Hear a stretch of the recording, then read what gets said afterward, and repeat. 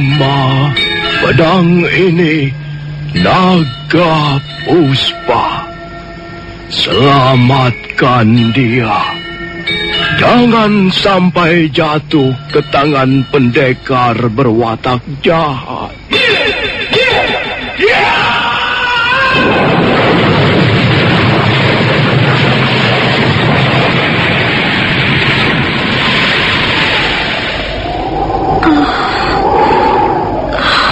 Kakang Kamandanu,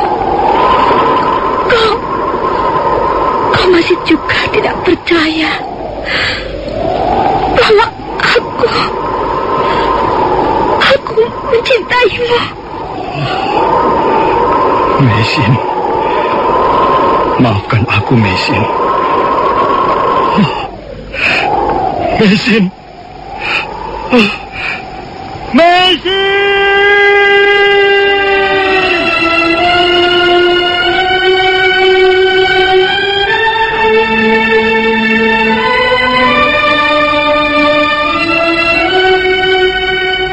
Tutur Tinula.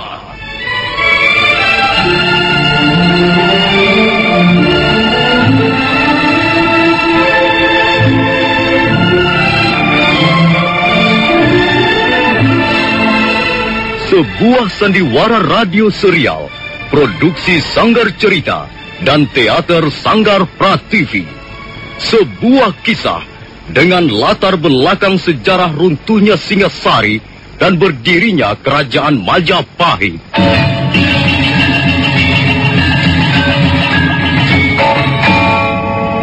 Sandiwara ini didukung oleh pemain-pemain radio yang sudah ternama, Ferry Fadli, Ivone Rose, dan Eli Ermawati.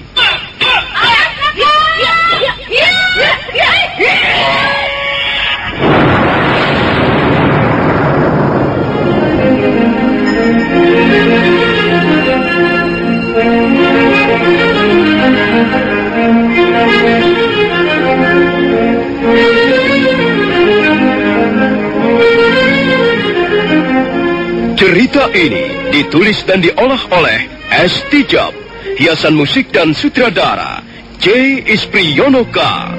Kali ini mengetengahkan episode ke-9 dengan judul Badai Mengamuk di Atas Kediri.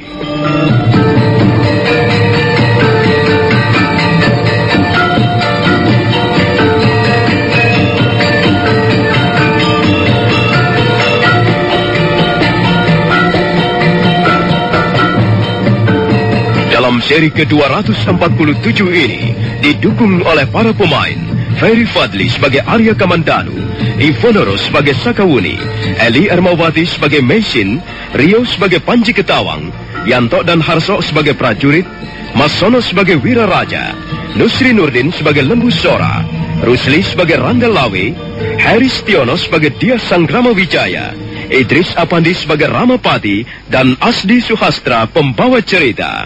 Selamat menikmati.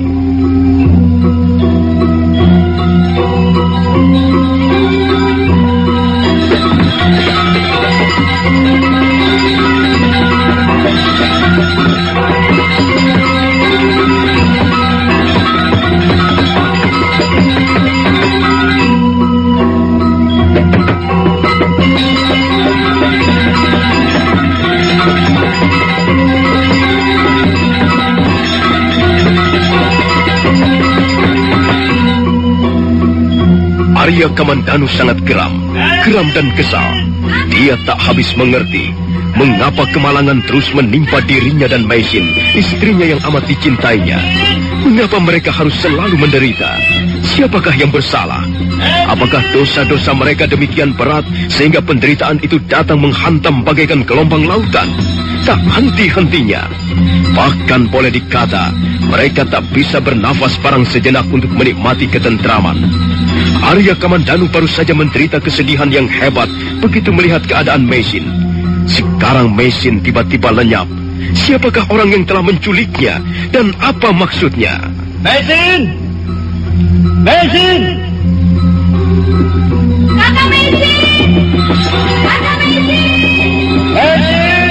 Kakak Mesin!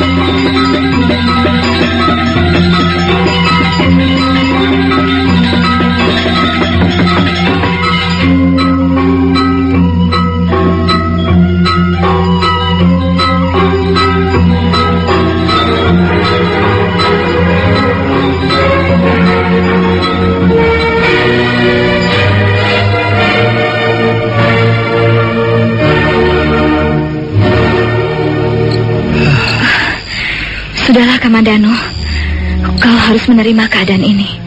Aku sudah belajar banyak tentang kehidupan. Aku sudah seringkali mendapat tantangan dan cobaan. Tapi sampai sekarang ada yang tidak bisa aku mengerti.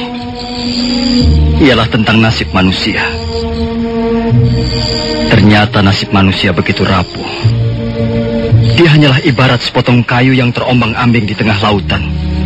Sebentar dihempas ke kiri, dan sebentar dihempas ke kanan. Kau sudah tahu, mestinya kau bisa menerimanya. Ya, mestinya aku bisa menerimanya. Manusia sebenarnya tidak berperanan apa-apa. Dia hanya sekedar menerima saja. Kalau menolak, maka dia akan sakit sendiri. Barangkali memang sudah begitulah kodrat insan kehidupan di muka bumi ini. Menerima dan menerima, terus menerima. Aku sangat prihatin melihat keadaanmu, Kamandano. Tapi kita sudah berusaha mencari istrimu kemana-mana. Hampir seluruh lereng Gunung Arjuna ini sudah kita jelajahi. Kita aduk-aduk. Tak ada tempat yang tidak kita periksa. Tapi ya, kita terpaksa belum berhasil menemukannya. Apa maksudnya orang itu menculik istriku? Entahlah, Kamandano. Mungkin dia mempunyai maksud-maksud tertentu. Mudah-mudahan saja maksudnya itu baik. Sekarang apa yang bisa kita lakukan, Buni? Ya, kita sudah 3 hari 3 malam berada di tempat ini. Kita sudah mencari dan menunggu. Kita tidak bisa terus-menerus berada di tempat ini. Barangkali mesin sudah dibawa pergi jauh, Buni. Barangkali kita bisa mencarinya di tempat lain. Memang sebaiknya kita segera turun, Kamandano. Sekalipun kita tidak tahu bagaimana nasibnya, tapi jelas istrimu sudah tidak ada lagi di lereng Gunung Arjuna. Sebaiknya kita turun, dan barangkali kita bisa mencari keterangan pada orang-orang desa di bawah sana.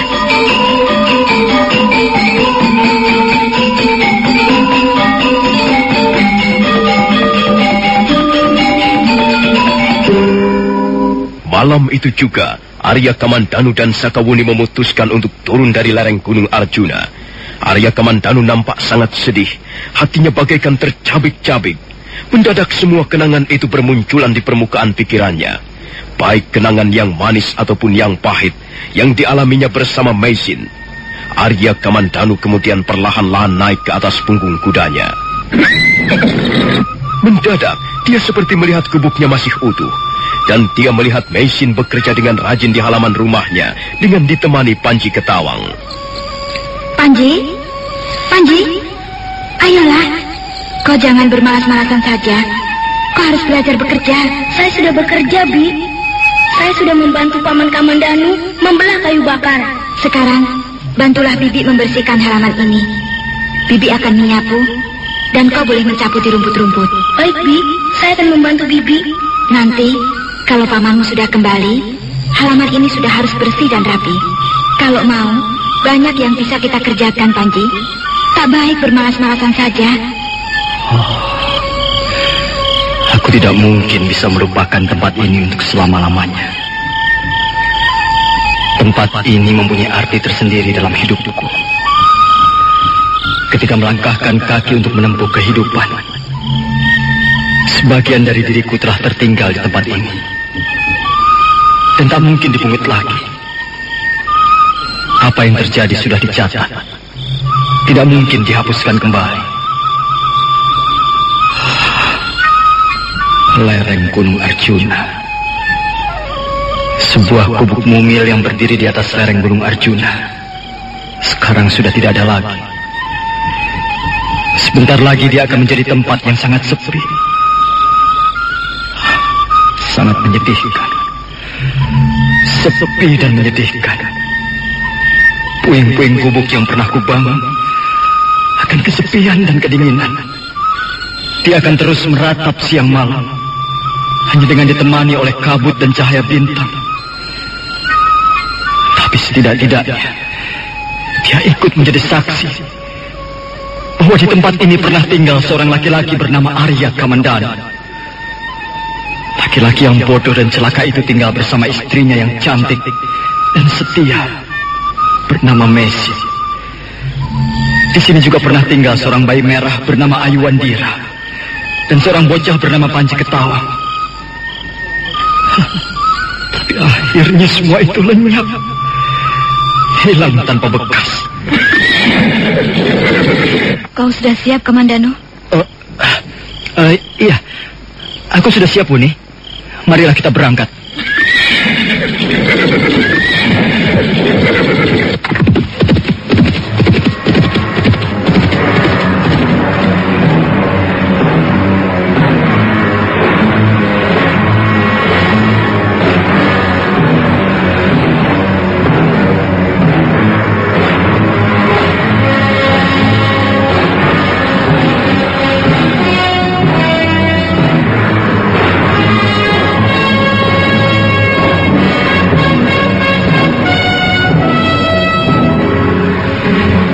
Mereka pun terus berkuda menuruni lereng Gunung Arjuna.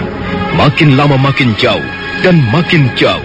Akhirnya derap kaki kuda mereka pun lenyap di balik tikungan sebuah bukit. Dan yang sekarang tinggal hanyalah kesunyian. Tak ada suara apapun kecuali suara-suara alam. Puing-puing gubuk di lereng Gunung Arjuna menjadi seperti sebuah makam tua. Barangkali suatu ketika nanti, jika ada seseorang tersesat di jalan dan terpaksa singgah, puing-puing itu akan menuturkan kisah yang pernah disaksikannya. Dan tutur kisah itu akan menjadi sebuah tembang abadi yang bergema di sepanjang musim dan berkumandang menuruni lembah serta daerah-daerah perbukitan.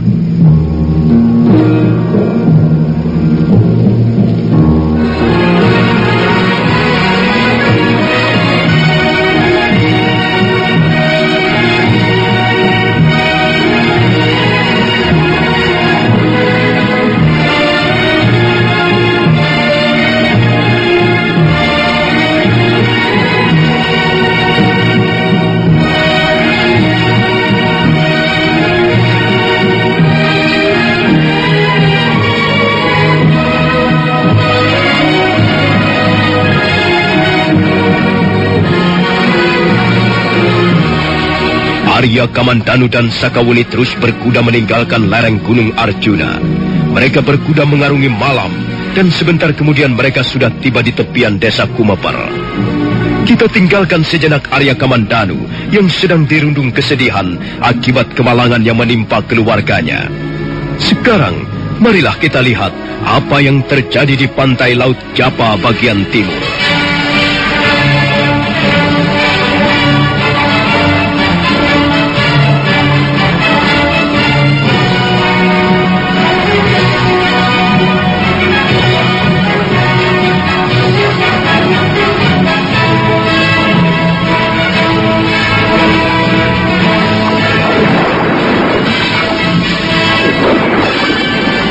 Pantai Tuban tahun 1292.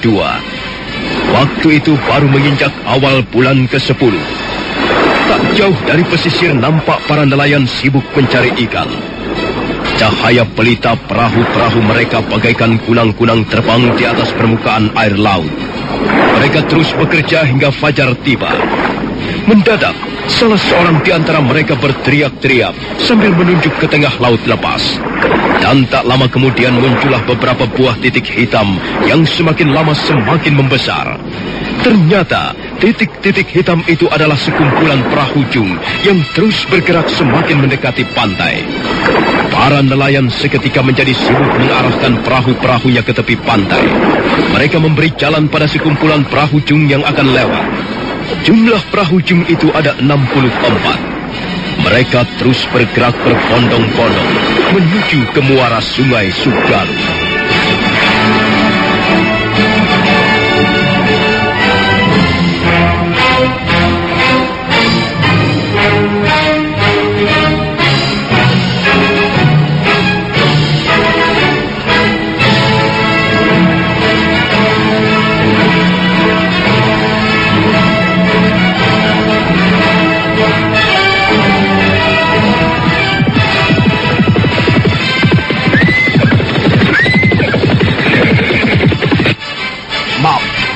Kami terpaksa menahan tuan-tuan.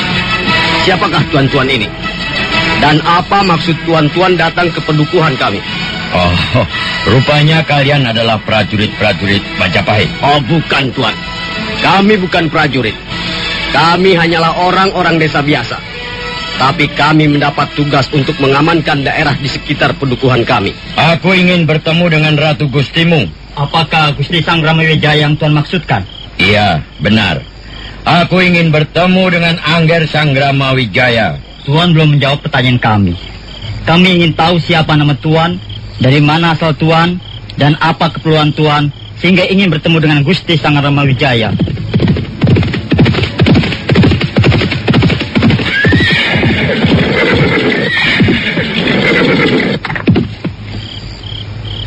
Ada apa, prajurit? Oh, Gusti Lembu Sora. Mereka ini ingin menghadap Gusti Sangramawijaya. Oh, rupanya Tuan Banyak Wide yang datang. Prajurit, apa kalian tidak tahu bahwa beliau adalah Tuanku Arya Wiraraja dari Kadipaten Sumenep? Tidak seharusnya kalian menahan beliau di sini. Sudahlah, Ranggalawe. Mereka adalah prajurit-prajurit yang baik. Mereka adalah para penjaga yang setia menjalankan tugasnya. Mereka sama sekali tidak bersalah. Aku memang belum memperkenalkan siapa diriku. Mereka tidak boleh terlalu kaku dalam menjalankan tugasnya, Ayahanda Wiraraja. Sudahlah. Oh ya, saya ingin segera bertemu dengan Angger Sangramawijaya. Ada suatu berita yang sangat penting yang ingin kusampaikan pada beliau. Kalau begitu, marilah Tuan Wiraraja. Marilah kami antarkan menghadap Gusti Sangramawijaya.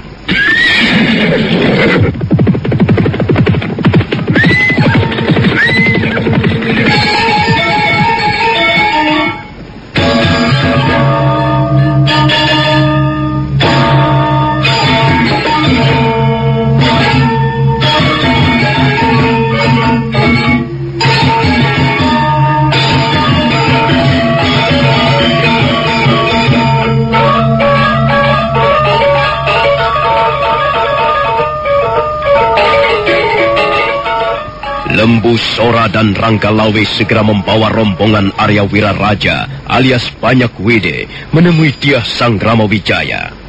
Tak lama kemudian mereka pun diterima Dyah Sangramawijaya di ruangan pendopo. Arya Wiraraja duduk bersila dengan ditemani orang-orang Madura yang menjadi pengawal-pengawal pribadinya. Sementara Dyah Sangramawijaya duduk diapit Sang Ramapati atau Sang Mahapati dan Nambi. Hadir juga dalam pertemuan itu Kebo Anabrang, Rapodang, Rawuridan, Rekrian Demung, dan beberapa orang-orang kepercayaan Dyah Sangramawijaya yang lain. Lembu Sora nampak duduk bersebelahan dengan Ranggalawe di dekat tiang serambi. Maaf, Tuan Wiraraja. Tuan beserta rombongan datang begitu mendadak, sehingga kami tidak mendapat kesempatan untuk memberikan sambutan secara memuaskan, Tuan. Ini sudah lebih dari cukup, Angger Sangramawijaya. Lagi pula kunjungan hamba ini sama sekali bukanlah kunjungan biasa. Ada suatu hal penting yang akan hamba sampaikan kepada Angger Sangramawijaya. Silakan, Tuan Wiraraja. Kami semua siap mendengarkan. Oh, begini, Nger. Mungkin berita ini belum sampai ke Majapahit ataupun ke kota Kediri. Hamba sendiri mendengar berita ini dari nelayan-nelayan pantai Madura. Harap Angger ketahui, beberapa hari yang lalu bala tentara Tartar telah mendarat di pantai Tuban. Bala tentara Tartar? Benar, Nger. Mereka berjumlah tidak kurang dari 2.000 orang prajurit. Mereka berlayar mengarungi Samudra Raya dengan menggunakan perahu-perahu jung. Dan sekarang ini mereka sudah berkampung di sekitar Sungai Sugalu. Maaf Tuan Wiraraja. Apakah ada hubungan yang erat antara Majapahit dan kehadiran bala tentara Tartar itu? Kukira hubungannya sangat erat. Tentu saja kita bisa memanfaatkan kehadiran mereka. Memanfaatkan bagaimana Tuan Wiraraja? Kehadiran mereka pasti ada hubungannya dengan peristiwa yang menimpa utusan-utusan bangsa Mongolia beberapa waktu yang lalu. Sang Prabu Kertanegara telah melakukan suatu tindakan yang sangat tercela dengan menghina para utusan itu, bahkan telah melukai salah seorang di antaranya. Kukira kehadiran bala tentara ini erat hubungannya dengan peristiwa itu. Oh iya. Lalu keuntungan apa yang bisa kita peroleh dengan kehadiran mereka ini, Tuan Wiraraja? Begini, Ger. Kehadiran mereka ke tanah Jawa ini pasti untuk mengadakan tindakan balasan terhadap Sang Prabu Kertanegara. Tapi seperti sudah kita ketahui, Sang Prabu Kertanegara telah wafat. Dan bahkan kerajaan Singosari telah runtuh. Dengan demikian tindakan balasan mereka sebenarnya hanyalah akan sia-sia belaka. Kecuali kita dapat membelokkan perhatian mereka kepada pemerintah Kediri. Ya. Dengan kata lain, kita ingin mengadu domba pemerintah Mongolia dengan pemerintah Kediri. Begitukah, Tuan Wiraraja? Ya, kira-kira begitulah. Soal siasat adu domba seperti ini sudah seringkali dilakukan oleh para pemimpin negara dimanapun juga. Dan sekarang ini, kalau Majapahit ingin lebih diperhitungkan kehadirannya, kukira tak ada salahnya kita menggunakan siasat itu. Kita alihkan perhatian bala tentara Tartar ke pemerintah Kediri. Sementara itu kita mencari kesempatan untuk mengadakan suatu tindakan yang menentukan. Maaf, Tuanku Wiraraja. Iya. Tuan mengatakan bahwa bala tentara Tartar sekarang ini sudah berkampung di sekitar Sungai Sugalo. Benar, Ger. Tepatnya di desa Pacekan. Mereka memasang tenda-tenda prajurit di desa tersebut. Dan agaknya mereka masih menunggu apa yang paling baik untuk dilakukan. Saya sebenarnya masih meragukannya, Tuan Wiraraja. Oh, apa yang Angger Sanggrama Wijaya ragukan? Saya masih meragukan apakah bala tentara Tartar mau dibelokkan perhatiannya. Bukankah mereka menaruh dendam pada almarhum Ayahanda Kertanegara? Oh, itu soal mudah, Ger. Tergantung bagaimana cara kita menghadapi mereka. Soal itu, serahkan saja pada hamba. Hambalah yang akan mengatur segala sesuatunya. Terima kasih, Tuan Arya Wiraraja. Saya tidak akan melupakan jasa-jasa Tuan. Selama ini saya telah banyak berhutang budi pada Tuan Wiraraja.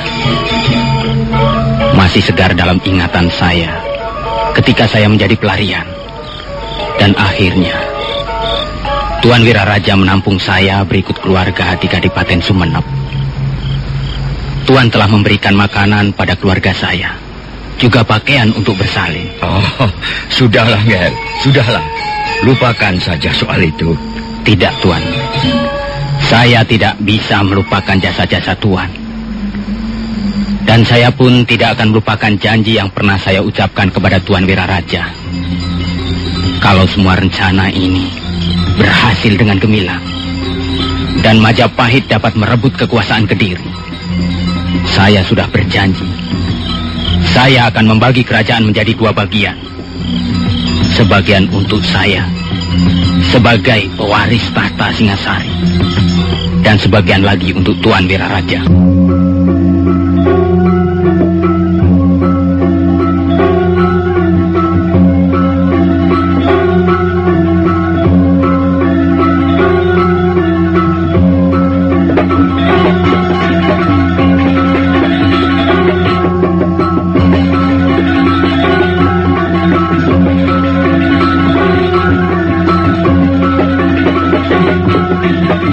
Sanggrama Wijaya menerima Arya Wiraraja berikut rombongannya di ruangan pendopo.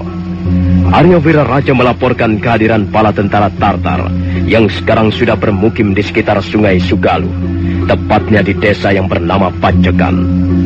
Arya Wiraraja menyarankan agar dia Sanggrama Wijaya memanfaatkan kehadiran bala tentara Tartar itu. Arya Wiraraja atau biasa juga dikenal sebagai Banyak Wida memang sudah kondang, ahli dalam hal siasat pemerintahan ataupun siasat perang. Sudah sejak lama dia mengikuti Sang Prabu Kertanegara, tapi kemudian dia bersama Ramapati di Debak karena tidak menyetujui rencana Sang Prabu Kertanegara untuk menundukkan negara-negara di luar Singasari. Tapi nampaknya dia sekarang bisa bekerja sama dengan baik dengan dia Sanggrama Wijaya, menantu Sang Prabu Kertanegara. Tuan telah banyak berjasa dalam kehidupan pribadi saya. Saya tidak akan pernah bisa melupakan budi baik Tuan Arya Wiraraja. Saya pernah menjadi seorang pelarian ketika kerajaan Singasari runtuh karena serbuan tentara gelang-gelang. Tuan kemudian menolong saya, memberi makanan dan santunan pakaian. Karena itu, saya tidak dapat melupakan jasa Tuan, dan saya sudah berjanji. Dan saya tidak akan melupakan janji saya itu, Tuan. Sudahlah, Ger. Sudahlah. Lebih baik kita bicara tentang masa depan. Tidak, Tuan. Jasa baik tetap harus mendapatkan penghargaan ataupun imbalan yang pantas. Saya sudah berjanji dalam hati. Kalau saja seandainya rencana ini nanti berhasil dengan lancar, dan Majapahit dapat menundukkan kerajaan Kediri, saya akan membagi kerajaan menjadi 2 bagian. Sebagian untuk diri saya, sebagai penerus keturunan Raja-Raja Singasari, dan sebagian lagi akan saya serahkan kepada Tuan Wiraraja. Sudahlah, Angger Sanggrama Wijaya. Itu soal mudah. Yang penting sekarang ini, Angger harus bisa mengambil keputusan yang isinya ialah memanfaatkan kehadiran bala tentara Tartar di tanah Jawa. Sebentar, Tuan Arya Wiraraja. Iya. Kira-kira bala tentara Tartar itu berapa besar jumlahnya?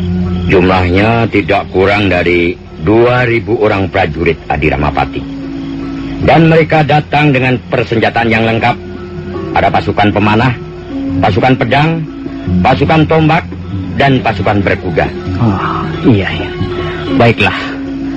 Apakah ada usul yang lain lagi, Paman Lebusora? Sebaiknya sekarang juga kita mengadakan persiapan, Gusti.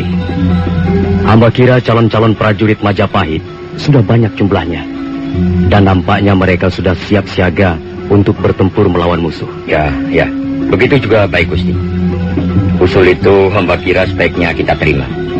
Sebaiknya kita dengan segera mengadakan persiapan. Kira-kira calon prajurit Majapahit semuanya ada berapa jumlahnya? Tidak kurang dari 1.000 prajurit. 1.000 prajurit. Baiklah. Soal itu bisa kita bicarakan lagi nanti. Kalau perlu akan saya tambah dengan prajurit-prajurit dari pesisir pantai Madura. Sekarang bagaimana, Tuan Arya Wiraraja? Apa yang akan kita lakukan dalam waktu dekat ini? Sebaiknya kita menunggu saja perkembangannya, Gusti. Jangan terburu nafsu untuk melakukan suatu tindakan.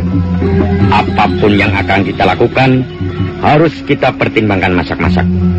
Sebab masalah yang akan Gusti hadapi adalah suatu masalah yang sangat besar dan gawat. Sebaiknya menunggu perkembangan dulu.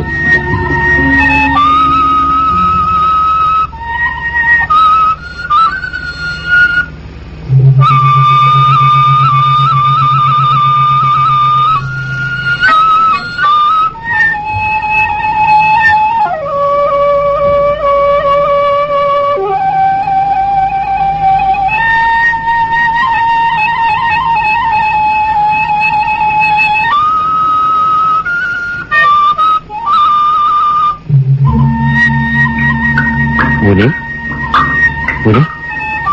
Sakawuni?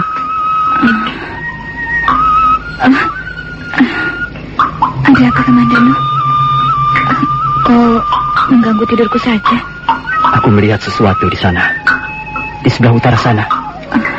Apa yang kau lihat? Aku melihat sebuah cahaya berkilauan. Cahaya itu berwarna putih kebiru-biruan. Cahaya itu muncul dari sebelah sana, arahnya dari kota Kediri. Tiba-tiba cahaya itu terbang melesat melintasi bentangan langit malam. Mungkin cahaya itu adalah bintang beralih. Kalau malam hari, kita dapat melihat banyak sekali bintang beralih. Bintang itu berpindah-pindah tempat. Wuni, apakah kau percaya pada wahyu? Wahyu? Iya, wahyu. Sebuah teja atau cahaya yang muncul di bentangan langit malam, yang erat hubungannya dengan perubahan-perubahan besar dalam suatu tata negara, seringkali disebut sebagai wahyu. Wahyu keraton. Ayahku seringkali bercerita tentang wahyu. Jika sebuah negeri akan bergolak, jika seorang raja akan jatuh dari tahta dan kemudian digantikan dengan raja yang baru, maka biasanya peristiwa itu didahului dengan munculnya sebuah wahyu. Mungkinkah apa yang baru saja kulihat tadi adalah sebuah wahyu, Sakawuni?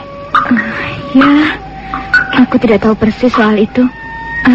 Di mana jatuhnya kira-kira wahyu itu? Kalau tidak salah, jatuhnya di sebelah sana. Tepat di sebelah sana.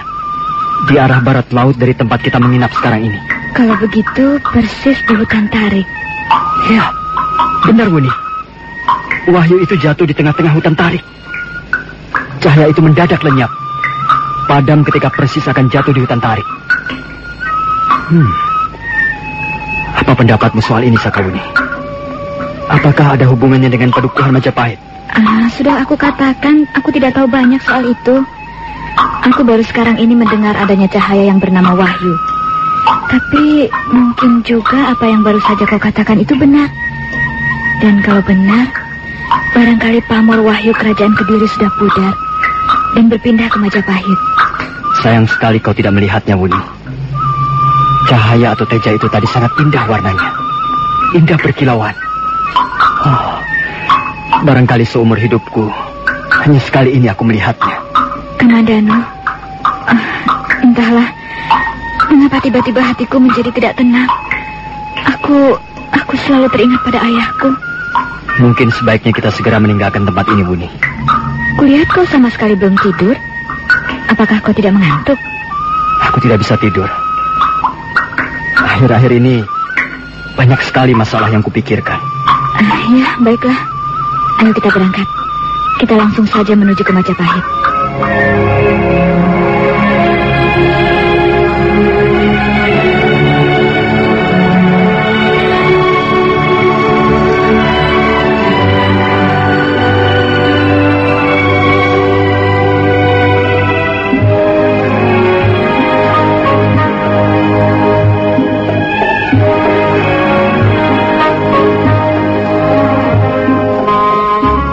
Arya Kamandanu dan Sakawuni yang waktu itu tengah menginap di sebuah gua tak jauh dari kaki Gunung Arjuna segera memacu kuda mereka menuju ke Padukuhan Majapahit.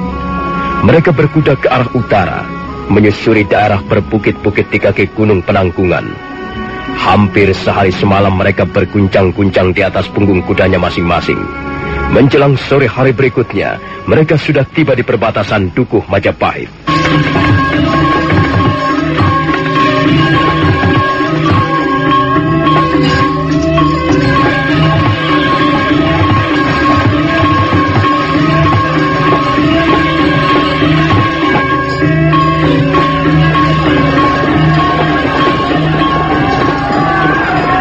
Kamandanu, lihat siapa yang sedang bertempur itu. Bukankah itu Paman Ranggalawe dan Paman Lembu Sora? Iya, benar. Mereka adalah Paman Lembu Sora dan Kakang Ranggalawe. Rupanya mereka bertempur melawan prajurit-prajurit Kediri. Kulihat ada sesuatu yang janggal, Kamandanu. Apanya yang janggal? Barangkali Majapahit sudah terang-terangan ingin melawan pemerintah Kediri. Biasanya Paman Lembu Sora dan Kakang Ranggalawe melarang keras untuk mengadakan perlawanan terhadap tindakan sewenang-wenang yang dilakukan oleh prajurit-prajurit Kediri. Tapi mengapa mereka sekarang justru bertempur melawan prajurit-prajurit Kediri? Kita nanti bisa bertanya pada mereka, Wuni. Tapi tidak baik kalau kita berdiam diri di sini. Ayo, kita bantu mereka. Kita usir prajurit-prajurit Kediri itu dari Majapahit.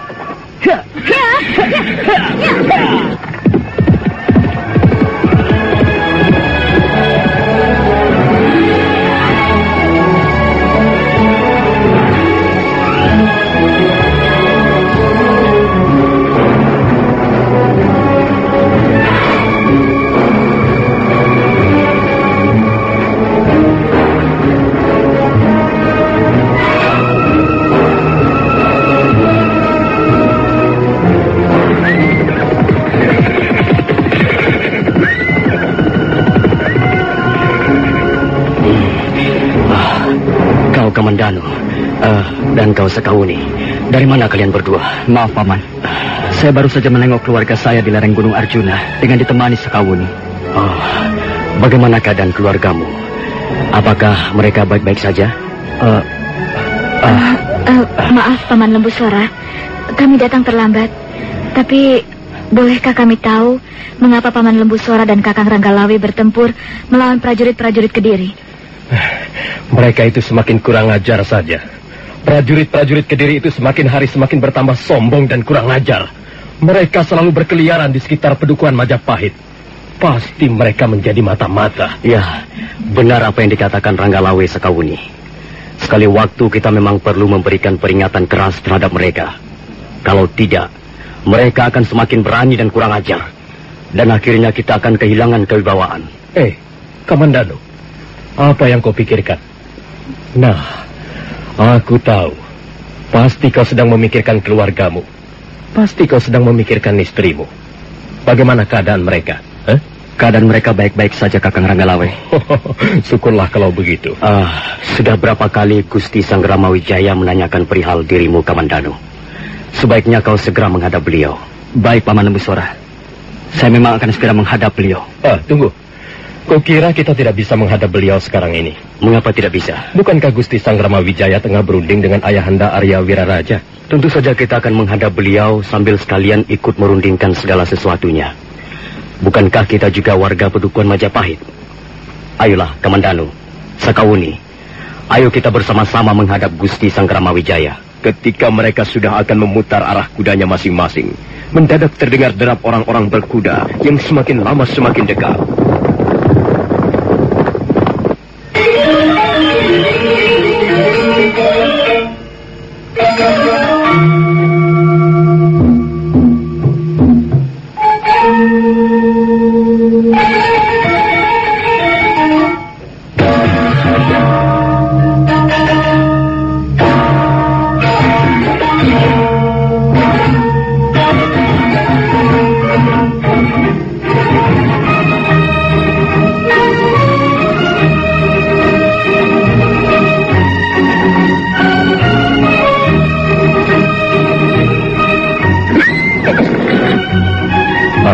Maaf, siapakah tuan-tuan ini?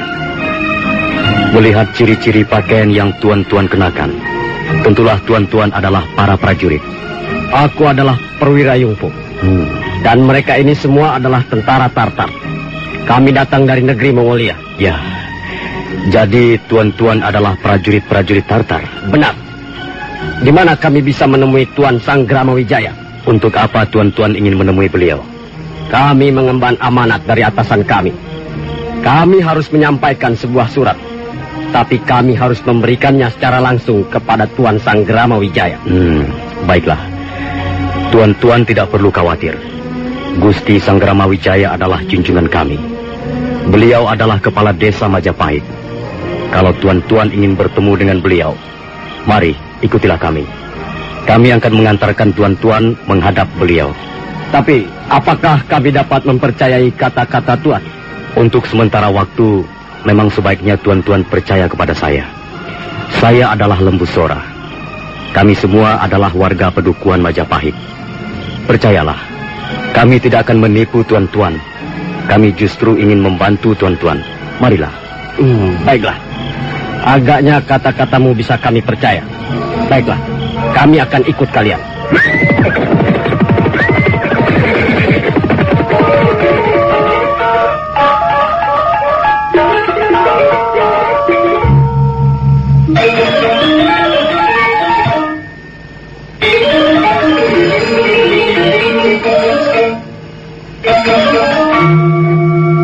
Jadi tuan-tuan adalah prajurit-prajurit Tartar. Benar.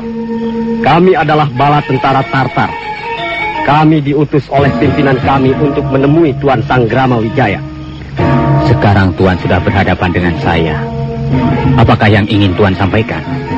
Kami hendak menyampaikan sebuah surat yang ditulis oleh Panglima Ikemese. Silahkan membacanya. Terima kasih, Tuan. Tuan Sanggrama Wijaya. Tuan adalah masih kerabat Prabu Kertanegara, Raja Singasari. Kami memperoleh data-data Tuan dari warga desa Pacekan. Kami adalah bala tentara Tartar. Kami mengemban tugas dari Yang Mulia, junjungan kami, Kaisar yang Agung, Kaisar Kubilai Khan. Sebenarnya, kami mempunyai urusan penting dengan Prabu Kertanegara.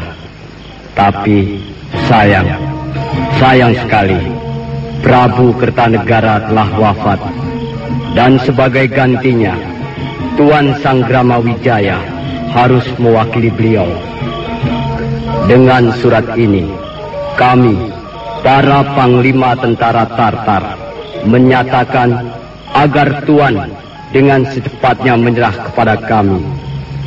Jika Tuan dan rakyat Tuan tidak mau menyerah, maka Tuan akan berhadapan dengan bala tentara Tartar. Sekian, Panglima Tartar, Ike Mese. Perwira Yumpo. Ya, Tuan Sangramawijaya. Saya sudah membaca apa yang ditulis Panglima Ike Mese, dan saya sudah tahu apa maksudnya. Lalu, bagaimana sikap Tuan Sangramawijaya? Kami harus segera tahu sikap dan tanggapan Tuan, karena kami harus memberikan laporan pada atasan kami. Maaf, Perwira Yumpo.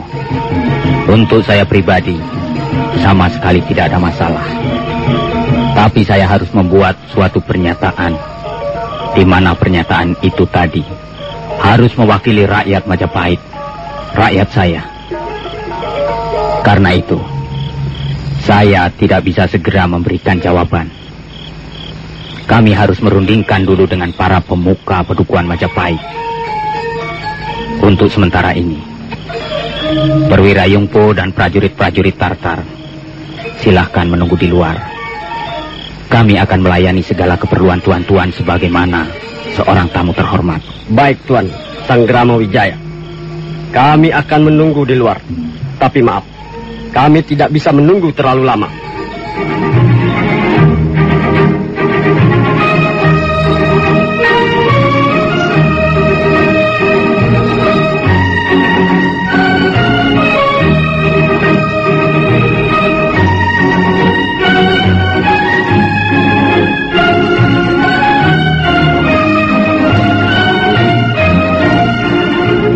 Bagaimana pendapat Tuan Wiraraja? Sekarang sudah jelas, Nger. Apa yang hamba duga ternyata tidak jauh meleset. Bala tentara Tartar datang ke tanah Jawa ini tentulah ada hubungannya dengan pemerintah Singosari. Lalu, bagaimana sikap kita sekarang? Apakah kita harus menuruti keinginan mereka, Tuan? Kalau kita menuruti keinginan mereka, berarti kita harus menyerah, Gusti. Adi Ramapati, saya kira sekarang ini kita tidak mempunyai pilihan lain kecuali menyerah. Tidak ada manfaatnya kita melawan bala tentara Tartar. Adalah bodoh kalau kita sampai melawan mereka. Justru seperti yang pernah kukatakan, kita harus memanfaatkan kehadiran mereka, bukan melawan. Maaf, Tuan Arya Wiraraja. Apa hubungannya antara menyerah dan memanfaatkan keuntungan dengan kehadiran mereka? Menyerah dalam arti kata hanya untuk sementara. Kita menyerah untuk bergabung bersama mereka menggempur kerajaan Kediri. Itulah yang saya maksudkan, Adi Ramapati. Apakah sudah jelas, Ger Sangramawijaya? Iya, jelas Tuan Wiraraja, jelas sekali.